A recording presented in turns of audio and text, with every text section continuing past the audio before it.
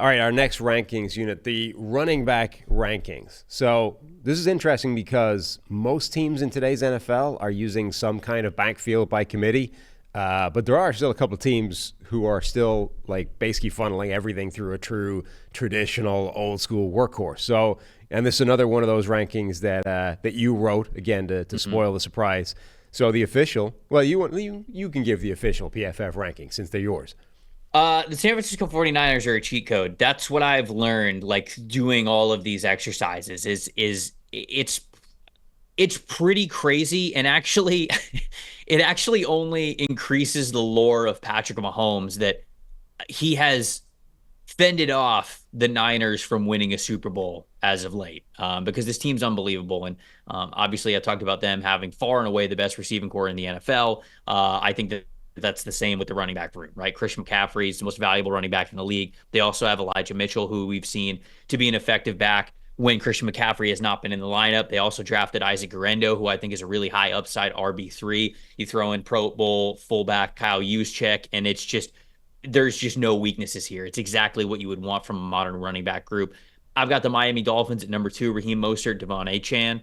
These guys had elite rushing grades last year, 91.7, 93.1. They had the most explosive runs of 20 yards or more. This was a rushing offense that, like Mike McDaniel and Chris Greer have wanted to do, they want it so whoever we get the ball in their hands, whether it's Tyreek Hill, whether it's Jalen Waddle, whether it's Devon Achane, whether it's Raheem Mostert, whatever, they can take it to the house. Like, those guys are an explosive play waiting to happen. And I think that the combination of those two guys is fantastic. Then you throw in Jalen Wright from Tennessee, the rookie that they drafted this year, a back who I really like. It's the same mold. It's the same flavor. And I think he is going to be able to contribute in similar situations over the next couple of years. Finally, rounding out the top 3, it's the Detroit Lions. And the Detroit Lions, again, yeah, I talk about, man, doing these exercises, it makes you appreciate how good of a team San Francisco is. It's the same thing with the Lions, honestly. We talked about them in the offensive line group. They were, without question, a top 3 offensive line unit that you and I talked about there. Receiving core, we didn't have them in the top 3. We didn't talk about them in that last ranking section, but they're right there in the top 8 for me. I mean, like, this is a group where certainly if Jameson Williams in particular takes that next step, that unit is going to be really good. Amon-Ra St. Brown's already a stud. Sam Laporte is already a stud. Like, they've got players on that team. And then when you go to the running back specifically, Jahmyr Gibbs, David Montgomery, they were, as a group, top 5 in rushing touchdowns, missed tackles forced, explosive plays of 15 yards or more, and total rushing grade in 2023. And that is going into 2024. We think Jahmyr Gibbs is going to get even better. At least I certainly do. I think he's going to be even better this upcoming year. So if they were top 5 in all of those categories last year, I think they could be even a little bit better this year. So those are my top 3 units: San Francisco 49ers, Miami Dolphins, Detroit Lions. Yep. My first 2 are the same. San Francisco, number 1, Miami, number 2. Like, all 3 of those Miami running backs, Raheem Mostert, Devon Achane, and Jalen Wright, they all run sub 4.4. Like, that is a track meet of a backfield that Miami have assembled there. And then my third team is the Atlanta Falcons. That combination, like, obviously Bijan Robinson, I think all of us believe is a special running back talent. But the sort of but the reality there is, like, he's been splitting time with Tyler Algier because Tyler Algier is really good. Yep. Like, it's a shame for the Bijan stock, but Algier's a really good running back in his own right.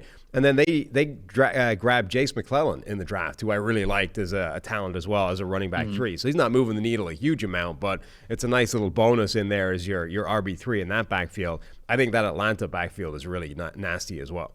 Yeah, they were 5 for me. The Ravens, I had at 4. So, adding Derrick Henry to that group. I didn't include Lamar Jackson. Right.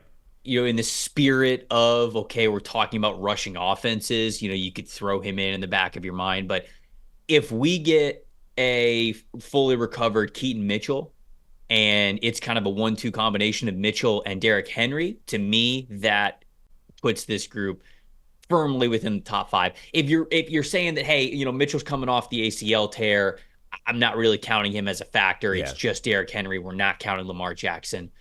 Okay, you could put the Baltimore Ravens outside of the top 5, but the way that I look at this team is Lamar is part of the rushing attack. And Definitely.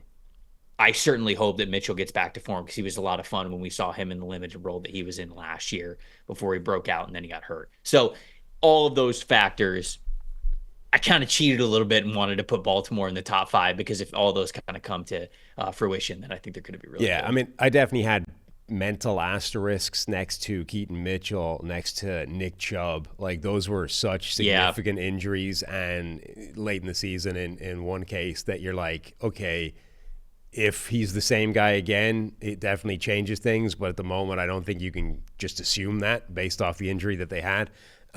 You talked before about how insane the San Francisco roster is. We did an exercise a while ago that was kind of fun where you have to come up with the best 3 players on each team, right? Just the top 3 players, regardless of position. Mm-hmm. And some teams, you're getting to like player 3, and you're like, we're kind of already out of options, right? They've got 2 stars or 1 star and a really good player. And they're like, I mean, there's a few options that are reasonable. San Francisco, it's ridiculous. Like, they have the best player at their position at multiple spots. And you're like, do we leave Nick Bosa off the team as the top 3 players in San Francisco? He might be the best edge rusher in football, and he might not be in San Francisco's top 3 players, right? Or Debo, or, it's insane. They've got the best left tackle in the game. They got the best running back in the game, arguably the best edge rusher in the game, the best linebacker in the game. That's before you get to Debo, who's a unique weapon without, comparison. George Kittle may be the best tight end in the game, and a guy like Brandon Ayuk, who's an elite receiver, is like, forget about it. You're not even in the conversation for the top 3 players on this team. It's ridiculous. Off the top of my head, doing that exercise, Bosa, Fred Warner, Trent Williams. Right. Those are my 3 that I would settle in on. But it's asinine. Right. To actually, the San Francisco 49ers are actually doing everybody a favor because in the off season, there are some podcasts and shows. We've done this before on Stock Exchange and some shows that I've done in the past. Anybody who listens to Lockdown NFL Draft, we used to do this where we will start an expansion team. I think you guys have done this as well, where like you protect like 4 or 5 or whatever it is, like players on every team, and then everybody else goes in the pool, and the expansion team gets to pick from like the non-top 5 players on every single team.